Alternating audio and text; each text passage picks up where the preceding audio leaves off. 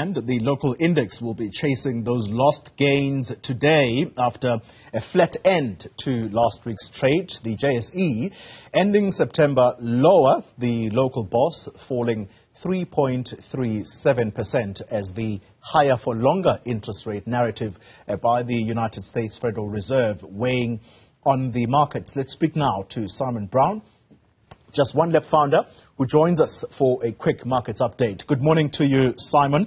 Happy Monday. Let's begin with that quick overview of how the markets are faring at the start of the week. Morning, Polly. We've opened largely flat. I mean, our top 40 is up 0.1%, resources up a little over a tenth, industrials 0.2 higher, with financials trading down by 0.1%. You mentioned a bad September. Our market is now actually year to date, since 1st of January, we are red by about 1.5%. That after being 12% higher in early Jan. Pretty much been sliding southwards ever since then. Let's talk commodities. Oil prices urging up this Monday morning, recouping some of those losses which were suffered at the end of the session last week. What's driving the moves there?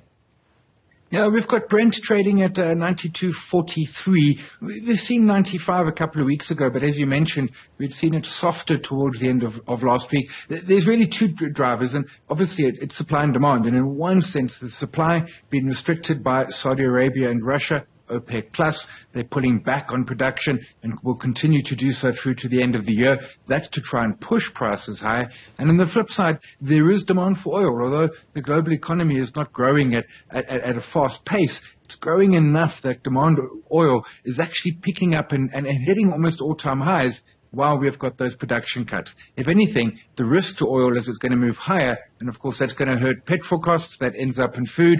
Bad news for consumers. Let's talk company news. Pick n Pay stores publishing a trading update and a further trading statement for the 26 weeks, which ended on the 27th of August 2023. Help us make sense of their numbers. So this is for the first half of the financial year, and they're actually going to be making a loss for the period. Not a massive surprise. They made a loss in the second half of their last financial year as well. They really are struggling. They've got issues with their distribution centers where they had to duplicate stock as they moved from one to another. They've also got challenges with load shedding and the costs associated with that, and a massive store rollout. They also announced that Peter Boone, the CEO, who's been there about 2 years, stepping down effective immediately, and Sean Summers, who was the CEO in the early 2000s and had been a Pick n Pay lifer at that point, is actually going to be returning. That has spooked the market. That trading update spooked the market. The stock is down 9.5% so far this morning. Well, I remember Sean Summers very well.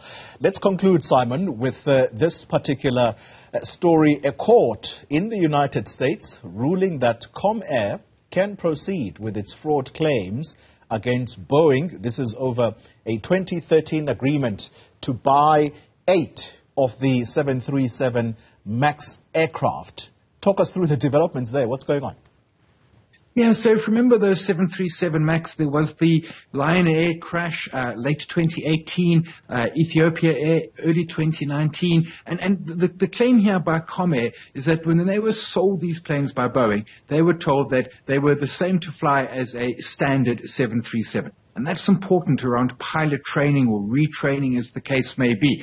We now know, post those two crashes and the resulting investigations, of course, that actually there was a fair bit of retraining that was needed. And that's the claim that Comair is putting in around that need for training. It's worth about 1.6 billion rand if they win. And importantly, of course, Comair has been liquidated, but it'll still flow through to creditors if they win. But it's going to take time. Courts move slowly the world over. Simon Brown, we're going to have to watch this space. Thank you very much for that markets update. He's the founder of JustOneLap.